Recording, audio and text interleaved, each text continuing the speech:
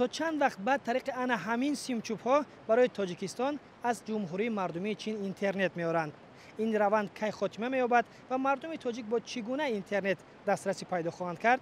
در گزارش ما ببینید. تاجیکستان از چین اینترنت وارد میکند. با واسطه انا همین سیم چوب ها که حالا نصب آنها با سرعت ادامه دارد، در نظر است مردم تاجیک به اینترنت بهتر و ارزانتر تامین کردند. در مرحله اول باید حدود 182 کیلومتر خط هوایی علاقه تا مرکز ناحیه درواز کشیده شود. گذراندن این لایحه مذکور برای زیاد نمودن اقتدار کانال اینترنت می باشد که در مورد خود برای کم نمودن ارزش اینترنت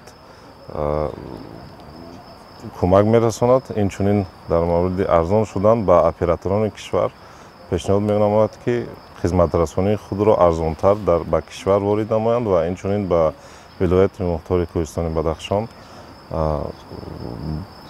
اینترنت بلند سرعت و استوار پیشنهاد نمایند. حالا ساختمانچیان 108 کیلومتر خط هوایی را در حدود ناحیه شمس‌الدین شاهین ولایت ختلان و دروازه ولایت مختار کوهستان بدخشان کشیدند.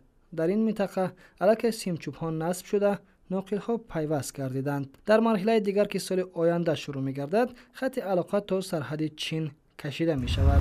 حاضر ما از دوشنبه تا خروغ تصمیم گرفتیم که 48 ژیلا کابل اپتیکی کشیدیم، استفاده دیم. همین نقشه است که بود تا همین خط علاقه را تا سرحد دولت چین کلمه را رسانیم.